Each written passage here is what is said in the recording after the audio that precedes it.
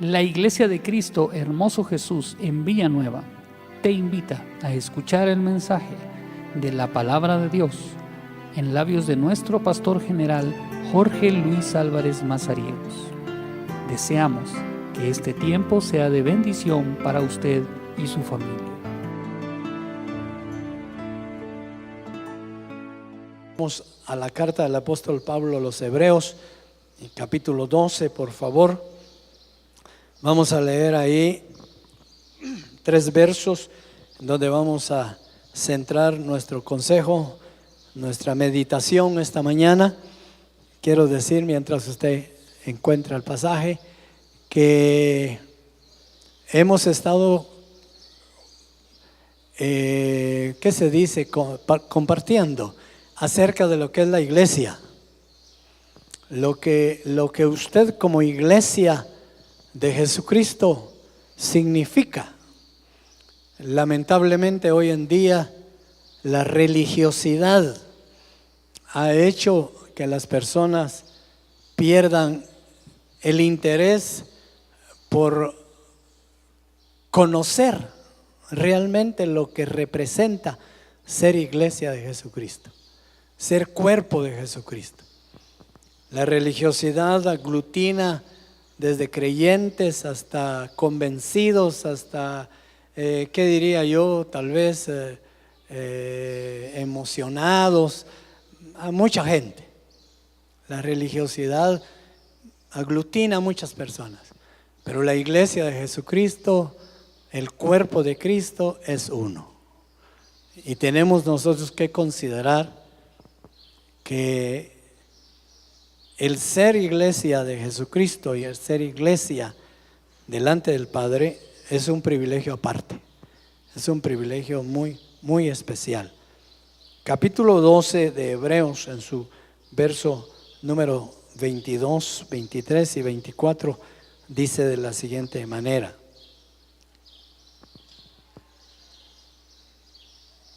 dije Hebreos 12, 22 en adelante.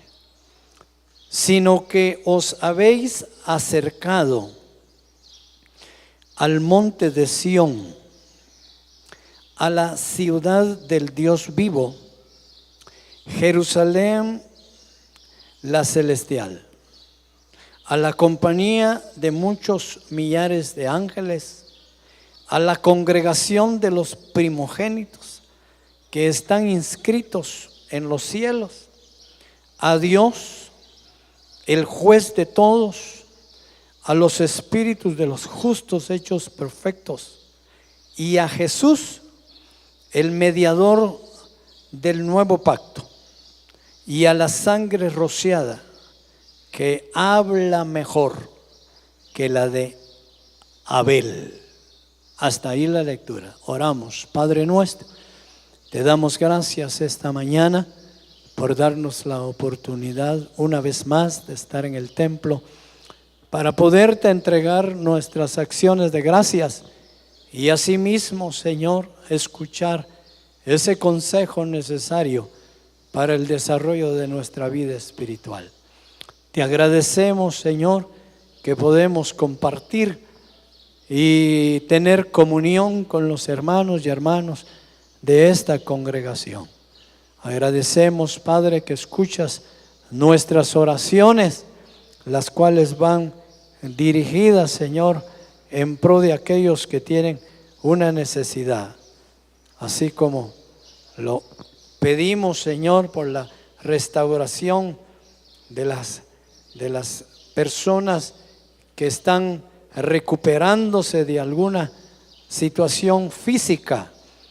Oramos por mi hermano Eduardo Rivera, Señor, para que tú termines esa obra que tú estás haciendo en él. Gracias porque su mejoría es bastante notoria. Gracias, Señor, porque tú has puesto tu mano de bendición. Oro por mi hermana Susi Arriola, que fue intervenida el día jueves, viernes en el hospital por un desnivel de azúcar, Señor. Padre, por favor, en el nombre de Jesús, oro por mi hermana Susi. Clamamos por mi hermana Susi para que tú, oh Dios, puedas controlar y nivelar, Señor, esa necesidad que tiene. Por favor, Padre, yo sé que ella está mejor. Ya hoy nos saludamos, ya hoy nos vimos. Creemos, Señor, que todo va a estar bajo tu control. Lo creemos, y pon paz y confianza en su familia.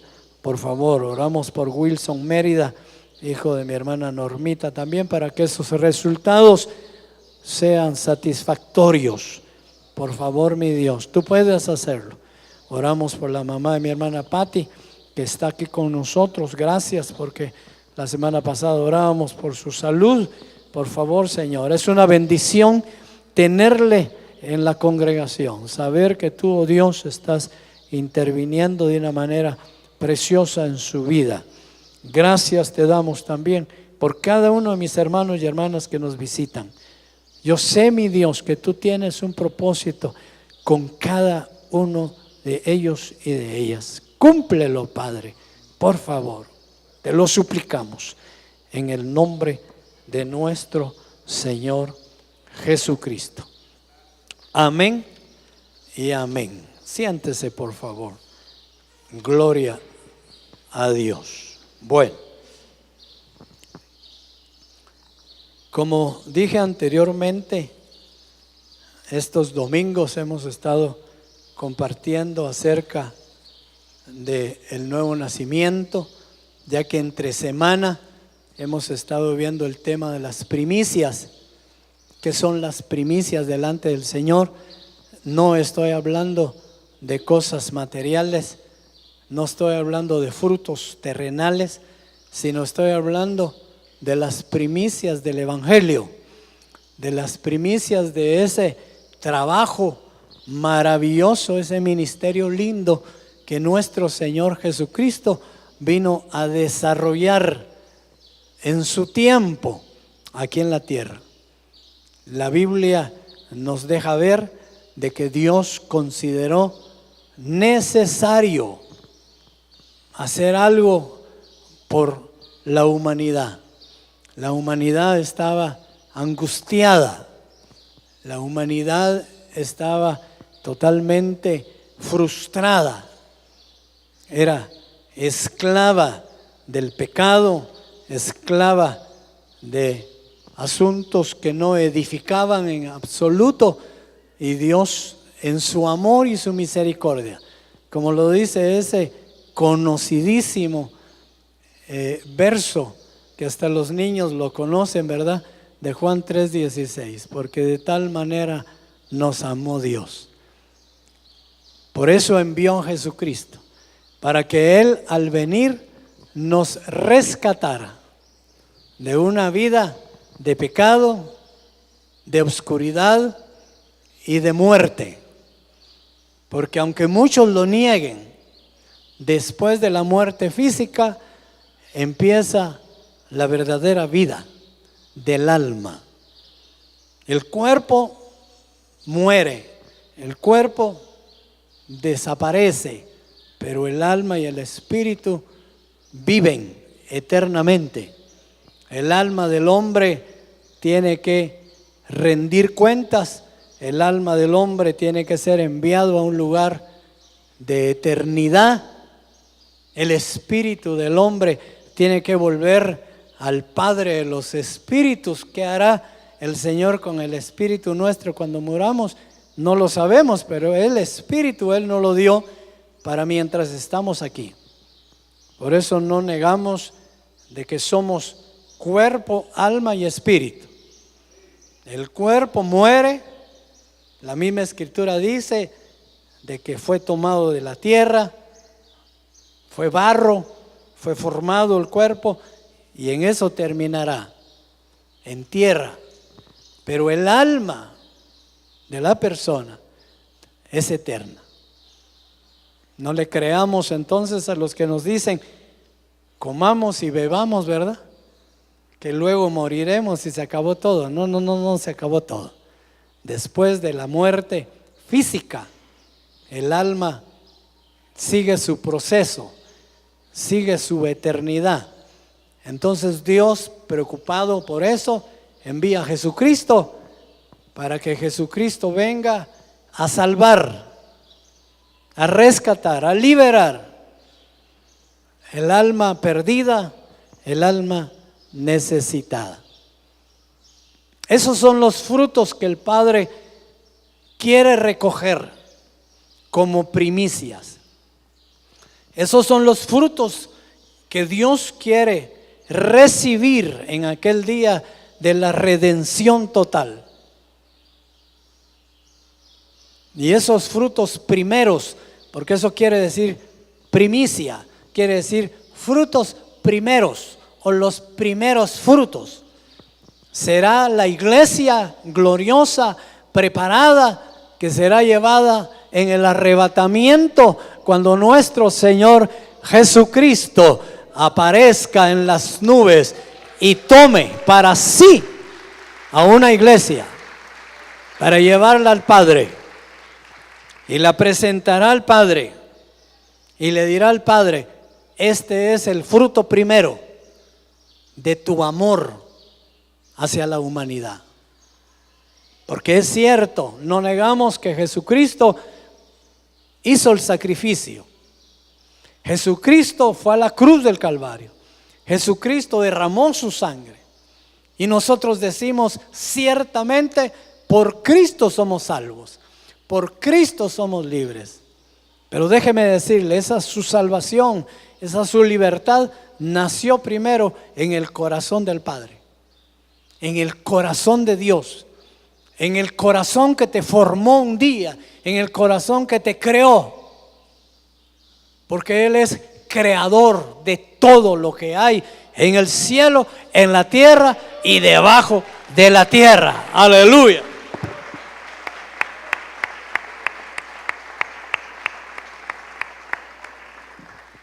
Entonces el Padre espera ese fruto primero, esas primicias que le va a llevar nuestro Señor Jesucristo a su presencia.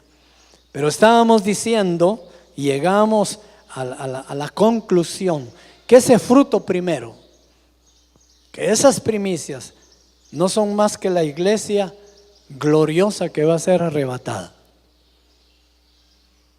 Los demás que se salven después, porque van a haber más salvos, se van a salvar más, pero ya no son primicias, ya no es el fruto primero, ya ese es el fruto de la cosecha normal, de la cosecha que vendrá después.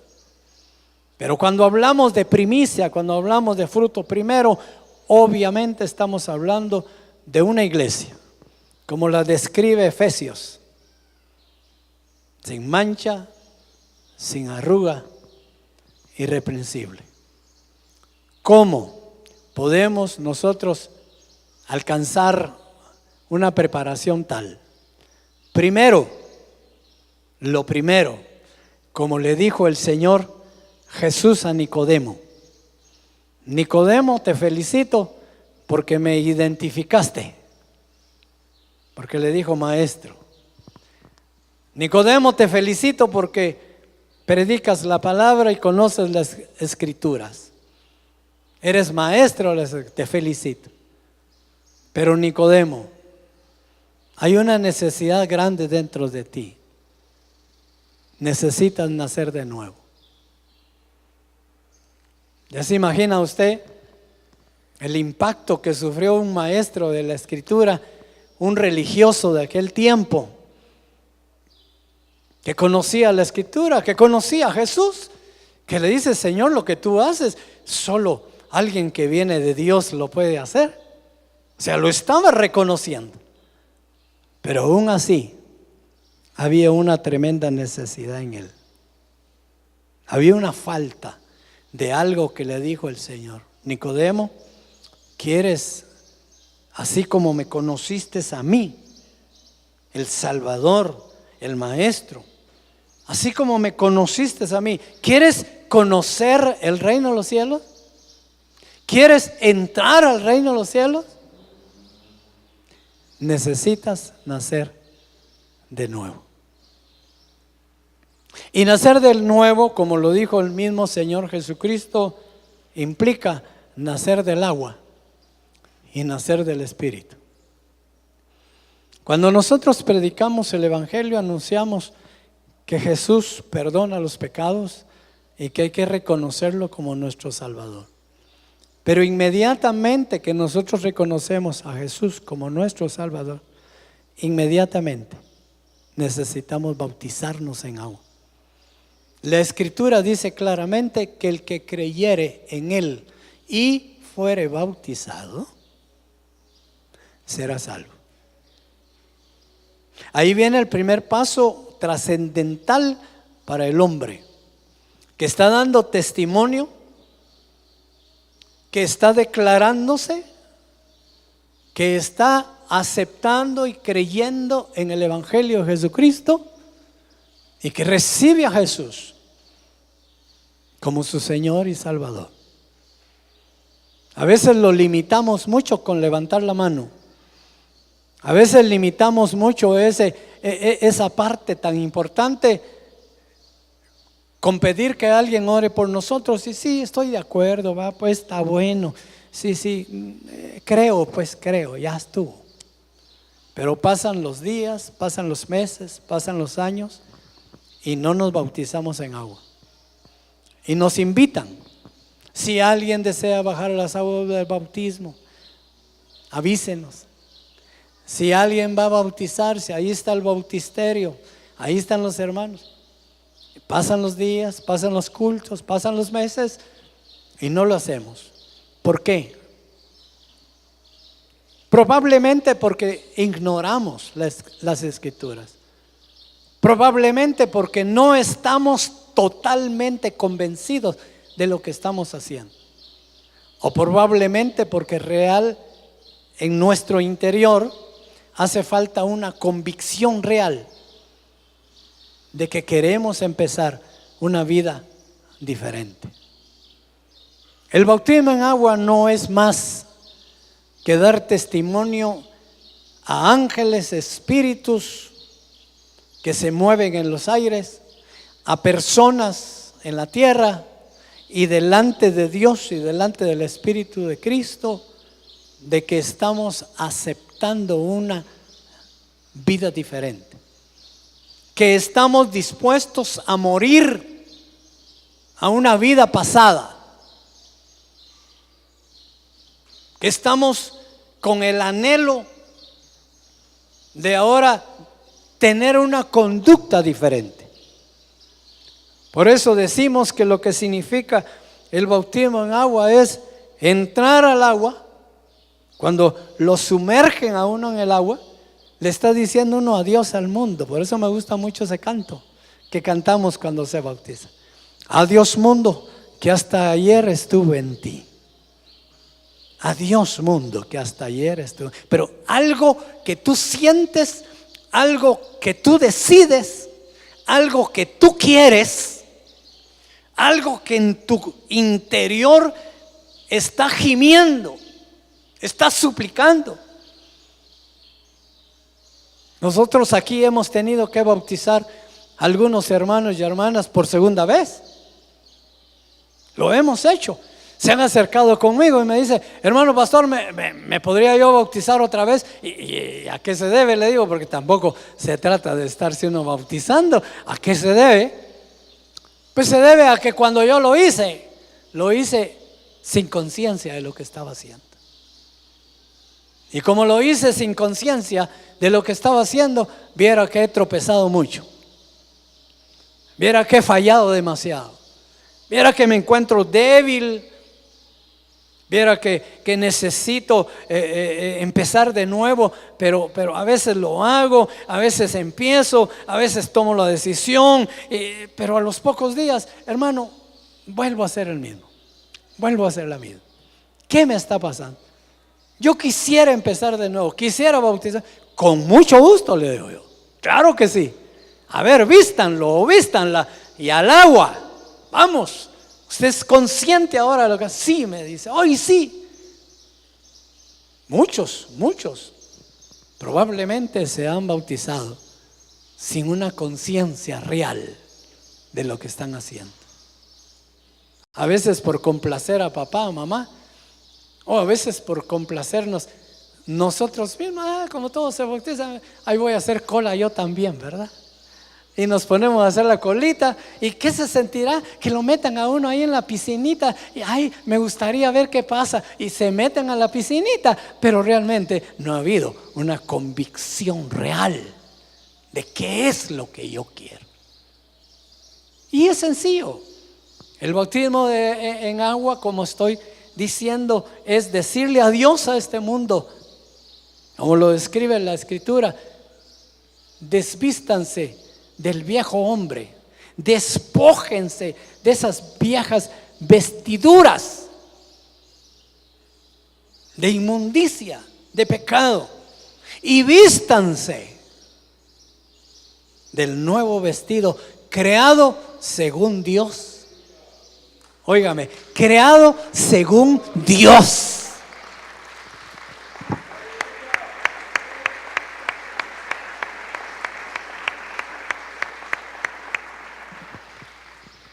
Porque nuestra vida ha venido desarrollándose según nosotros, o según, tenemos que decirlo, la influencia del diablo en nuestra vida. El apóstol Pablo fue claro en el libro de Romanos cuando dice: antes de conocer el evangelio, antes de que fuera libre por el amor de Jesucristo, en mi interior yo quería hacer las cosas buenas. En mi corazón yo quería ser un hombre de bien. Pero existía algo extraordinario en mí, dice el apóstol Pablo, dando testimonio, que había una fuerza interna que no me permitía hacer lo bueno que yo quería hacer, sino me conducía a hacer el pecado, me conducía a hacer lo incorrecto. El apóstol Pablo lo reconoce en la carta a los Romanos. ¿Sabe cómo se describe él? Y a veces es difícil presentarlo. Yo era esclavo, inútil, miserable de mí, dice el apóstol Pablo. Miserable de mí. Yo he creído, y lo he analizado en muchas ocasiones, que no hay algo tan de mucho valor en la vida que la libertad. La libertad realmente la valora aquel que en algún momento ha estado detenido judicialmente o ha estado postrado en una cama en un hospital sin poder hacer lo que se quiere, sin poder hacer aquello que uno anhela. Yo he estado a veces recluido y como cosa rara le dan a uno ganas de hacer cosas que uno no puede hacer, ¿va? Yo tengo un problema que cuando estoy con mala digestión, a mi esposa le digo: fíjate que me dan ganas de comer pollo frito. Eso no podés comerlo, me dice. Y se siente uno como frustrado. El que está detenido tras las rejas quisiera estar libre, anhela estar libre. El que está postrado en una cama en el hospital quisiera estar afuera. Y fíjese que le vienen a uno pensamientos que usted no me va a dejar mentir, de que uno dice: si yo estuviera afuera, haría cosas buenas. ¿Sí? Si yo estuviera afuera, Iría a visitar a mi mamá. Iría a visitar a mis hermanos. Si yo estuviera afuera, procuraría ayudar a los demás. O sea, llegan esos sentimientos cuando hemos perdido la libertad. Y el apóstol Pablo dice: miserable de mí, porque aunque yo quiero hacer las cosas buenas, aunque yo quiero hacer lo correcto, hay una fuerza dentro de mí que no me deja. Hay una fuerza dentro de mí que me impulsa a hacer lo que yo no quiero. Y luego en el siguiente verso dice: pero gloria sean dadas a nuestro Señor Jesucristo, que me hizo libre. Aleluya, que me hizo libre. Sí, ahora soy libre, dice. Ahora soy libre. Eso es lo primero que el Hijo de Dios hace en las personas. Es lo que Moisés hizo con el pueblo en Egipto, con el pueblo de Dios. Ese fue el mensaje que Moisés llevó al pueblo de Dios. El primer mensaje: he sido enviado de Jehová Dios a pregonar libertad. Ustedes ya no van a ser más esclavos, ustedes van a ser libres. Ustedes van a poder adorar a su Dios con libertad. Ustedes van a poder vivir con su familia con libertad. Ustedes van a poder tener sus trabajos con libertad. Y el pueblo escuchó el mensaje de Moisés y lo emocionó. Y dijeron: al fin, Señor, has escuchado nuestro clamor. Porque es cierto, en Egipto tenían de todo. ¿Acaso no reclamaron en el desierto?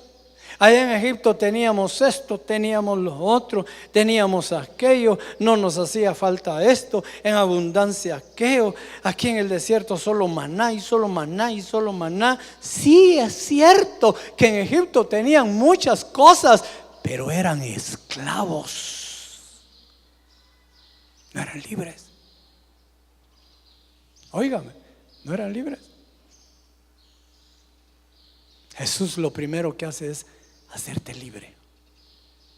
Y en medio de esa libertad, tomar la decisión de decirle adiós al mundo: adiós mundo, que hasta ayer estuve en ti, donde el pecado destruía mi vivir. Qué bonito canto, ¿verdad? Qué real.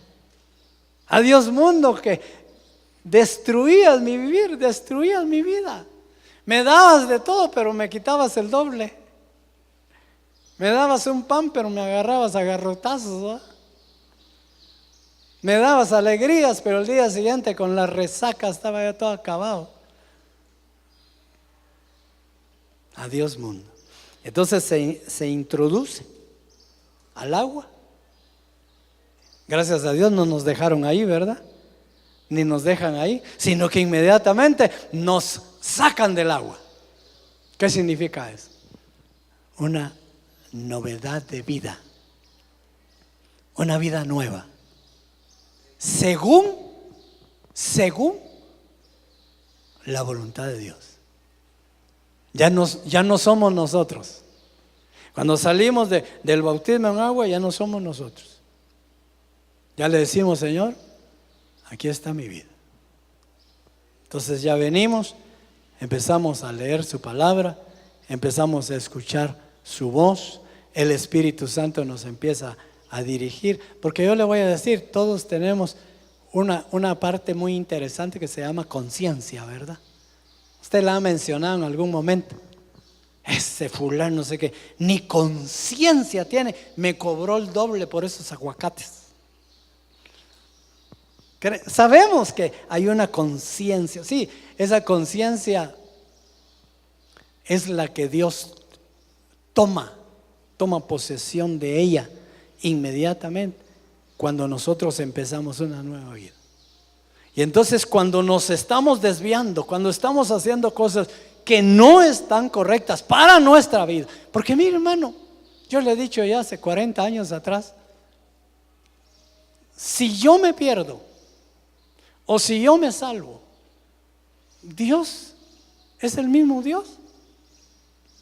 Para Dios ni fu ni fa. El que yo me pierda o me salve, Dios es mismo Dios. Entonces la orientación de Dios a nuestra vida es en pro y en beneficio nuestro. No es en pro y en beneficio de Dios. Como dice el Señor ahí en su palabra, aquellos que se mofan de construirles grandes templos, ¿verdad? Como cuando le dijeron al Señor Jesús los discípulos: mira qué templos, Señor, mira qué hermosos templos los que se han construido para Dios. Y el Señor Jesús les dice: si de eso no quedará piedra sobre piedra. En otras palabras le digo, si de eso no quedará nada, eso no es significativo. Y el Señor dice: templo para mí. ¿Qué templo ustedes me pueden edificar a mí que me satisfaga si el cielo es mi trono y la tierra el estrado de mis pies? Aleluya. ¿Ah? ¿Qué templo me van a construir ustedes? Si yo estoy sentadito en los cielos y pongo mis piecitos ahí sobre todo el mundo.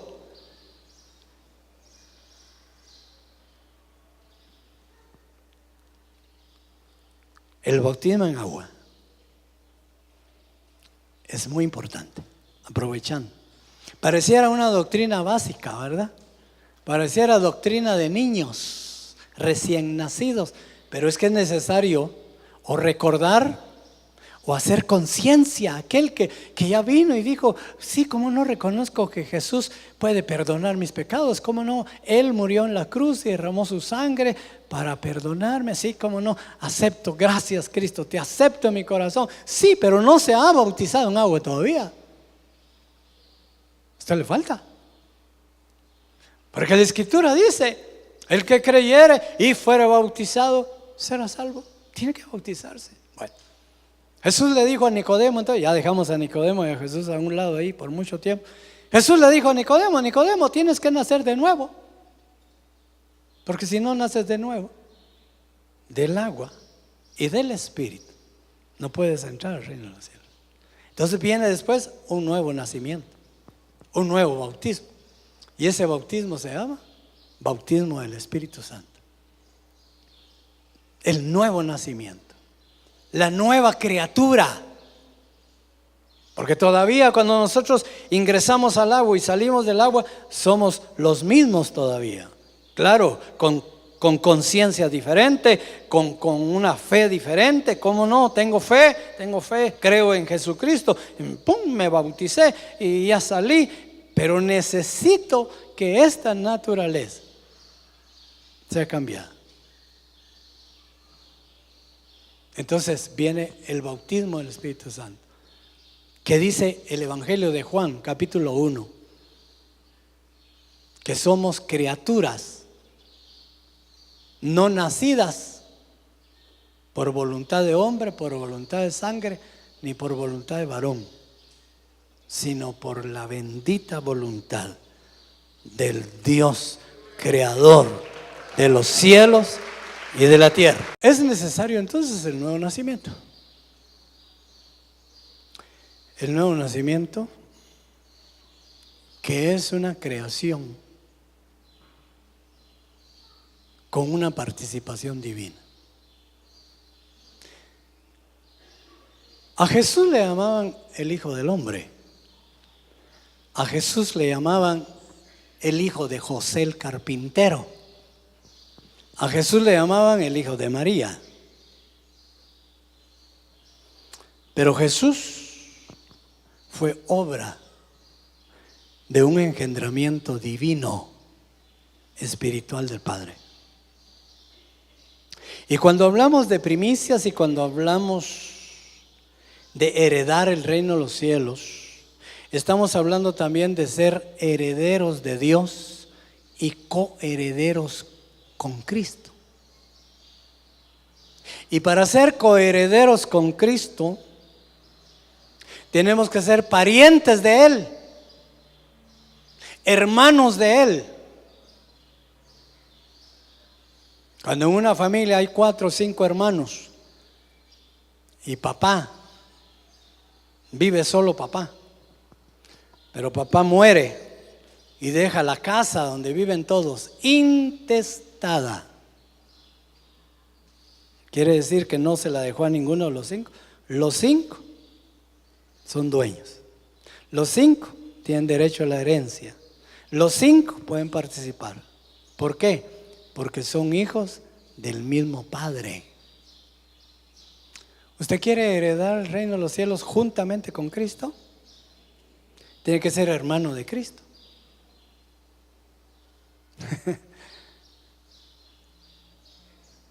Hermano de Cristo. Entonces dice la Escritura que el Señor tiene un pueblo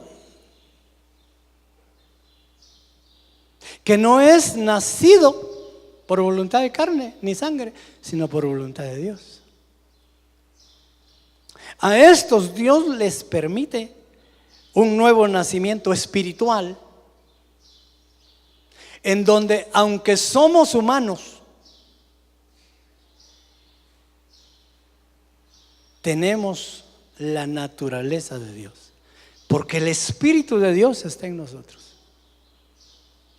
Y esa naturaleza de Dios en nosotros hace la diferencia entre un creyente, entre un religioso, entre alguien que está convencido nada más. Porque la Escritura dice: a los suyos vino y los suyos no le recibieron, mas a los que le recibieron, a los que creyeron en su nombre, les da el derecho de llegar a ser hijos de Dios. La humanidad es creación de Dios. La humanidad completa es creación de Dios, fue criada por Dios.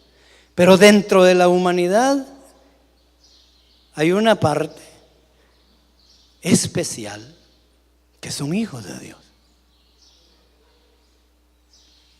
No todos somos hijos de Dios. Por eso van a haber 2 cosechas. La primera de hijos y la segunda de salvos. Porque la Biblia dice que por creer vamos a ser salvos. Y muchas personas, por creer en Jesucristo, por desarrollar una vida, llamémosle eclesiástica, en su fe, van a ser salvos. Claro que van a ser salvos, como personas salvas. Pero únicamente los hijos de Dios van a ser el cuerpo de Cristo, la iglesia de Cristo, la esposa del Cordero. Es diferente. Entonces el pasaje que leíamos dice en el verso número 23: a la congregación de los primogénitos que están inscritos en los cielos, a Dios, el juez justo de todos los espíritus, oiga, de todas las criaturas, de los justos hechos perfectos, a Jesús, el mediador de un nuevo pacto, y a la sangre rociada que habla mejor que la de Abel. El nacimiento carnal, natural, y el nacimiento de la promesa, según es por medio del Espíritu. Gálatas capítulo 4, por favor.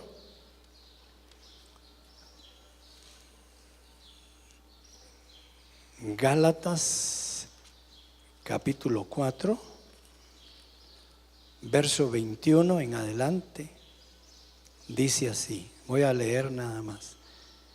Decidme los que queréis estar bajo la ley, ¿no habéis oído la ley? Porque está escrito que Abraham tuvo 2 hijos, uno de la esclava y el otro de la libre.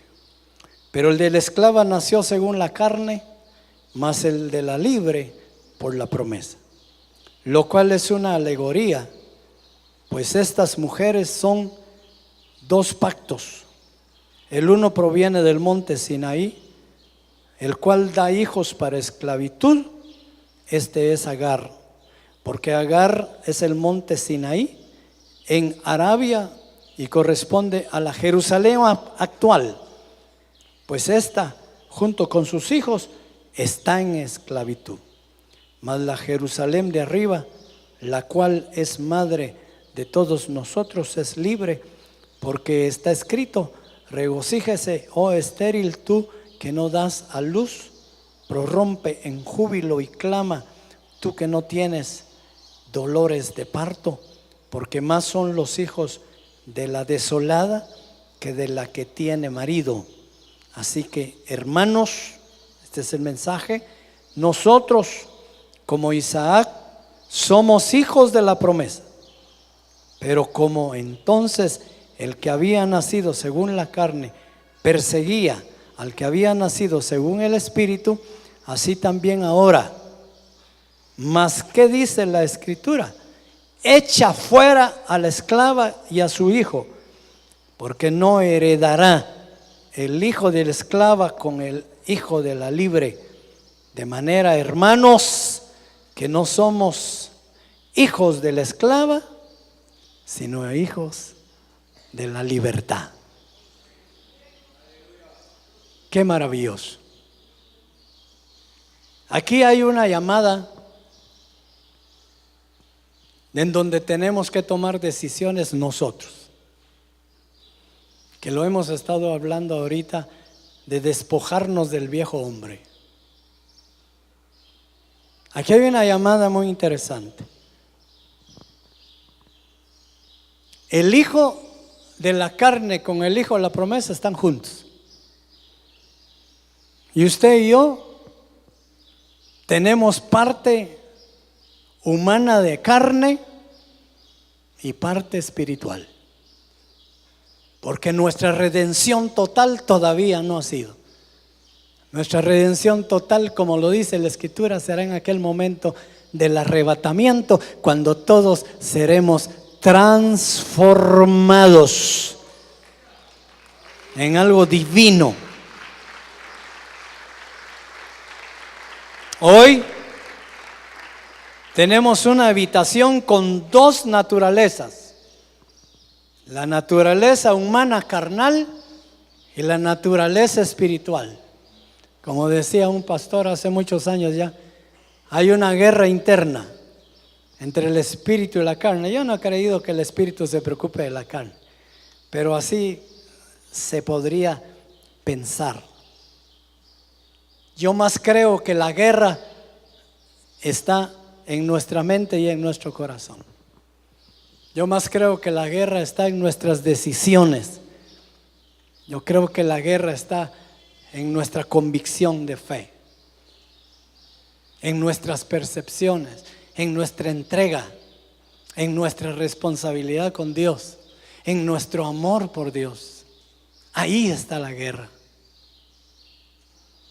Gracias a Dios fuimos libres de la esclavitud del enemigo. Ni usted ni yo podemos echarle la culpa al diablo cuando nos desviamos o cometemos un error. Por favor, no me venga a decir: hermano pastor, fíjese que el diablo me hizo pecar. Mentira. Usted ya fue libre. A menos que no haya sido libre, yo le diría: razón tiene. Pero si usted ya experimentó la libertad de Cristo, óigame bien, si usted falló usted. No le eche la culpa al diablo. Es que es el diablo el que en la noche llega y fíjese que cuento. Es que es el diablo que me está esperando cuando yo salgo de la casa y viera, ahí está esperando el bus el diablo. No, cuento. Ese es cuento, hermano. No venga con esos cuentos.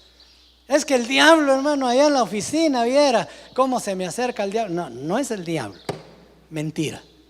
Si usted ya ha sido libre por la sangre gloriosa de nuestro Señor Jesucristo, el diablo ya no tiene arte ni parte con usted, a menos que usted le diga bienvenido. A menos que usted esté de acuerdo.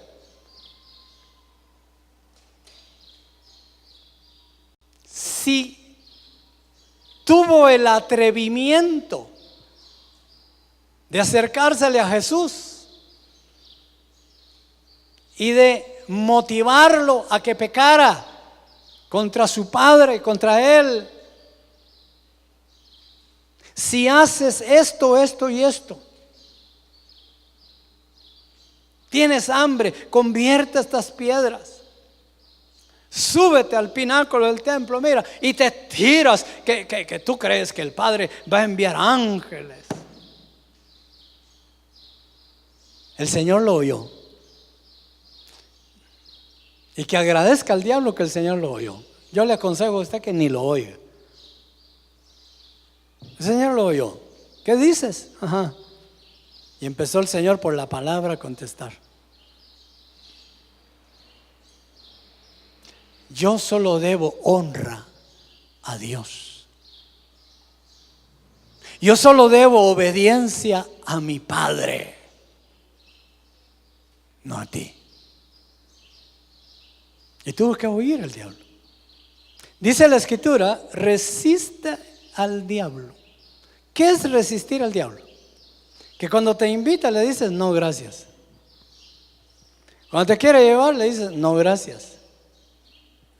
Cuando te presenta alguna oferta buena, no gracias. Eso es resistirlo. Estarle diciendo no. Y al cabo del tiempo, dice la Escritura, huirá. Se cansará de tanto estarte invitando, de tanto estarte provocando, de tanto, y como tú le dices no, se va. ¿A alguien le pasó eso cuando era jovencito? Que insistió por ahí. Y le decían no. Y a las veces que le dijeron no, mejor se fue. Y de ahí dijo, aunque sea con este pelón me quedo. Amén. Si tú resistes al diablo, va a huir. Va a huir. No le echemos la culpa al diablo, hermano. Somos nosotros. Dice el apóstol Pablo que el pecado viene de nuestras propias concupiscencias, nuestros deseos, y que de ahí lo almacenamos en nuestro corazón, lo dejamos que se desarrolle y de ahí da a luz lo que queremos. Pero en la libertad de Jesucristo tenemos la potestad de poder vivir solo, obedeciendo a Dios. Para llegar a estar preparados para esa venida gloriosa de nuestro Señor Jesucristo. Como iglesia, tú como iglesia, yo te aconsejo, prepárate cada día más. Prepárate para el encuentro glorioso con tu Señor. No retrocedas, como decimos, ni para agarrar avance. Y toma la decisión propia de buscar esa presencia del Señor. Tú podrías decirme hoy que a veces lo consideramos de esa manera, que estás aquí en este lugar. Fíjate bien lo que voy a decir, porque lo decimos a veces. Que estás aquí en este lugar porque Dios te trajo. Pero yo te voy a ampliar lo que verdaderamente sucedió. Dios puso el querer como el hacer en ti. Despertaste y el Señor puso en tu corazón y en tu mente el pensar en Dios, en pensar en la iglesia, en pensar en el templo. Dios estaba poniendo ahí en tu corazón.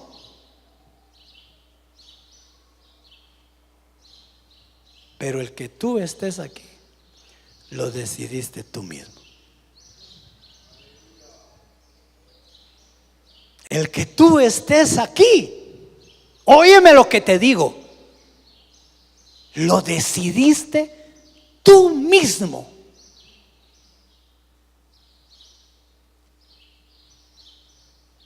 Y eso, delante de Dios, te bendice, hermano, y te bendice, hermana. Te bendice. Porque tú sacaste fuerza. Porque tú te dijiste a ti mismo: necesito de Dios. Necesito ir a la iglesia. Necesito ir al templo. Claro, Dios haciendo una parte contigo. Por eso yo no estoy de acuerdo con aquellos que decimos: Dios pelea mis batallas. No, no, no. Dios pelea las batallas contigo. Porque si no, cuando fallamos, ¿a quién le echamos la culpa? A Dios. Si Dios es el que pelea nuestras batallas, cuando perdemos una batalla, ¿quién perdió entonces? Dios, ¿verdad?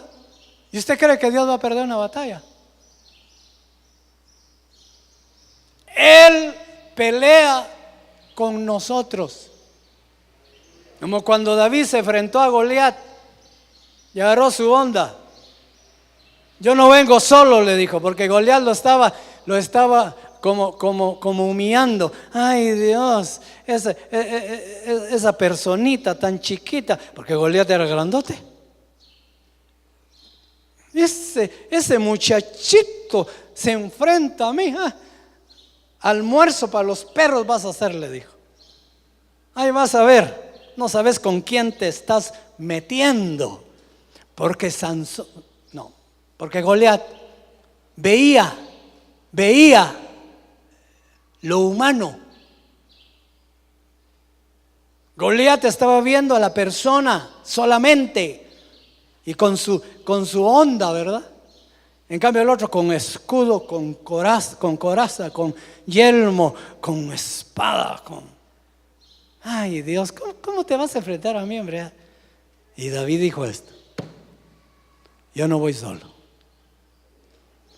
Soy pequeño, sí. Soy inútil, sí. Soy sencillo, sí. ¿Eres más grande que yo? Sí. Pero el que va conmigo, más poderoso es. ¡Aleluya! Pero el que va conmigo, al que tú no miras, es más poderoso que tú. Y se lo demostró. Dicen por ahí los comentaristas bíblicos, ¿verdad?, que agarró la piedra y la tiró él a donde cayera, ¿va? Y que el Espíritu de Dios agarró la piedra y ¡pa! Dejémoslo ahí, que entre los dos lo hicieron. Porque hay otros que dicen: no, ese David tenía una puntería bárbara. En la mera frente le dio. No importa qué puntería tengas, no importa de qué tamaño seas, el diablo, por más grande que sea, no podrá contra los hijos de Dios. No podrá contra los hijos de Dios. los redimidos de la sangre de Cristo, porque el Padre cubre, guarda y protege al fruto del sacrificio de su Hijo Jesucristo. Dios nos ama, hermanos. Dios te ama. Solo decide tú. Porque tú decides. Ahorita termina el culto. Adiós, hermanos. Y te paras ahí y tú decides a dónde vas. ¿Verdad? Unos agarran para allá, otros agarran para allá, otros para allá. ¿Hacer qué?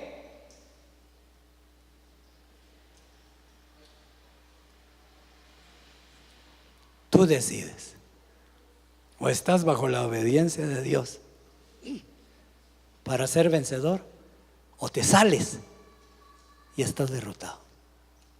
Póngase de pie, por favor.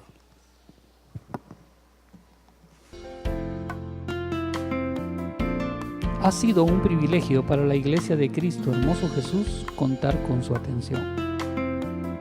Puede comunicarse con nosotros a través de los siguientes medios.